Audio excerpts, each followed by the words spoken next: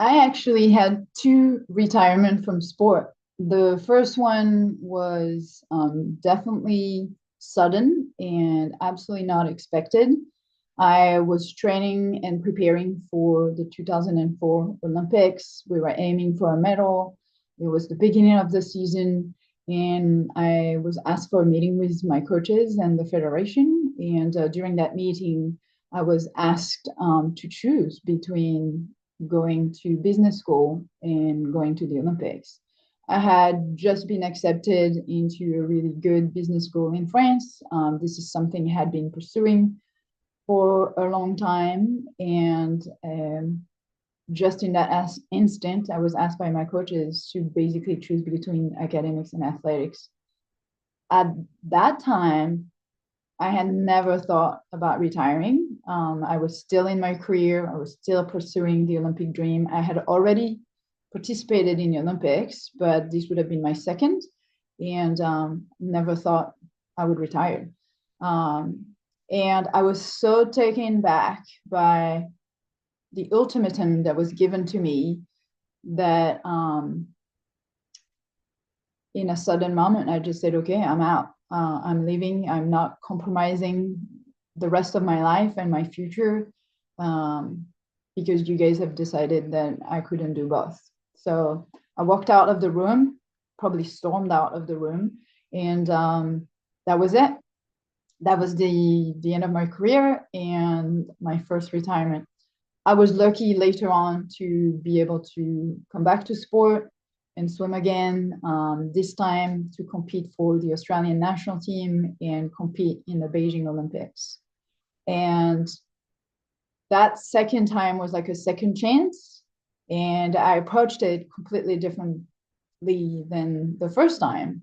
Um, I wanted to appreciate every second of it. I wanted to take my time. I knew I was given a second chance, and so this was really important. My life was also very different. I had a full-time job. I was married. I had built a life outside of sport. I had also created a synchronized swimming club in Sydney that I was coaching at. And so when I retired the second time around after Beijing, the situation was completely different because it was on my own term and because I had a lot of other things that I wanted to pursue at the time. When I walked out of that room and decided that was it and chose the ultimatum that was given to me and chose to step away, uh, there were so many emotions that came to me at the time, and I was definitely unable to articulate any of it. I think the overall feeling was like this big cloud of anger and frustration and um, a sentiment of unfairness to the whole situation, to the circumstances, a lot of anger directed at my coaches and my sport as well. And so for a long time, I really didn't understand what that all means. And then when time went by and I didn't have sports anymore, I had also so much more energy because I wasn't training hours and hours a day. And so that combined with this overall sentiment of boiling inside and um, really the difficulty to digest what had just happened and the difficulty to just articulate what had just happened and the suddenness of it, all of that together, the overall frustration, the energy was a lot to manage at once. And it took quite a few years to handle. And I think if I had the resources and the support of an organization like Athlete Soul at the time, it would have been easier. Not easy, but it would have been easier. I had two retirement completely different, and I was able to experience two ways of retiring, which I look at now as a chance. And I can tell that that first unplanned, unprepared, very sudden experience was miles away from my second experience, and it was definitely very challenging, and emotionally very difficult. And yes, it probably is at the source of creating Athlete Soul and the inspiration for it, because I do not want athletes to feel like they are alone in this situation, or not to know what they can turn to, or what resources and support they have available when this may happen to them. My experience with athletes transition comes from my perspective as a sister and daughter of elite cyclists.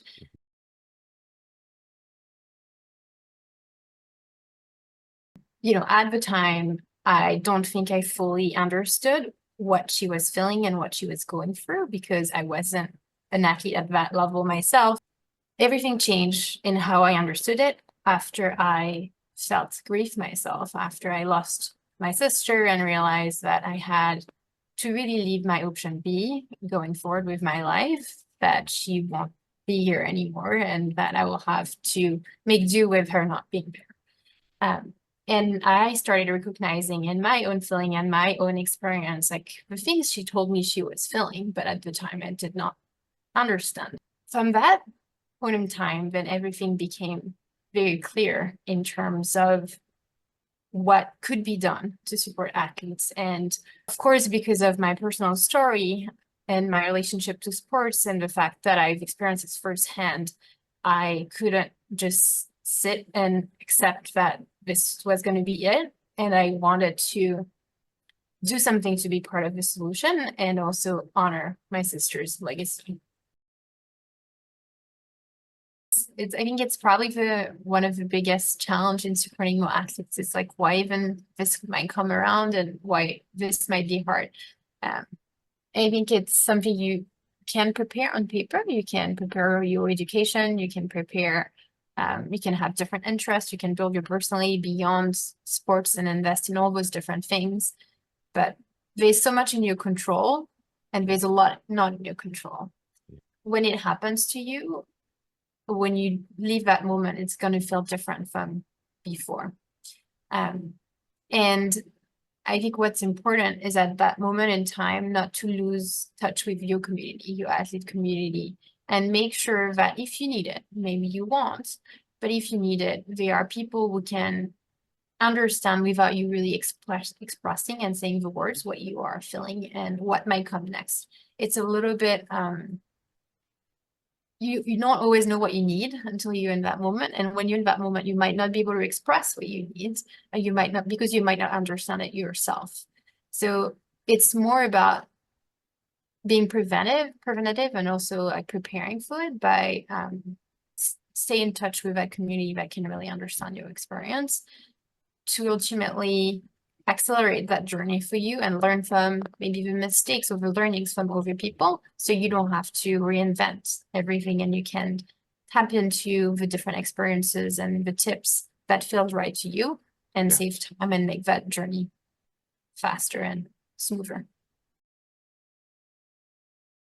We can provide that perspective, that independent perspective. We can be on the side of the athletes and try to protect their best interests. We can give them perspective, keep them accountable, connect them with individuals who have experienced similar things, who understand what it means to be an athlete at your core, and how like your whole life is emotionally tied to that. I think it's really important that I have people that understand that and can share and provide perspective.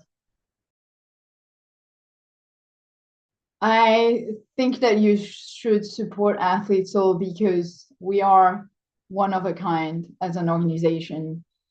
We are independent from the leagues, the federation, any of the sporting organization. We work for the athletes. We are run by athletes and former athletes. We've all been through retirement. We're very careful how we fundraise and how we use our resources independently. We're not driven by the interest of a specific shareholder or stakeholder. and we really are focused on the well-being of the athletes. And we work with athletes from all sports, from collegiate to Olympian, from any country. We are truly a diverse organization, and an organization that's made from athletes from all around the world that are really passionate about this topic, because they may have had quite a challenging transition and they just want to make it better for the next generation. We are athlete-led organization. It's truly run with athletes and family of athletes like me who truly understand what's at stake, have framed the problem in a way that is more than just a career transition, but is like really about the whole being and the person that you care about, the athlete in your life. And we are a nonprofit volunteer run that it's really built on passion, and that has been what has been driving the organization forward since 2019 now.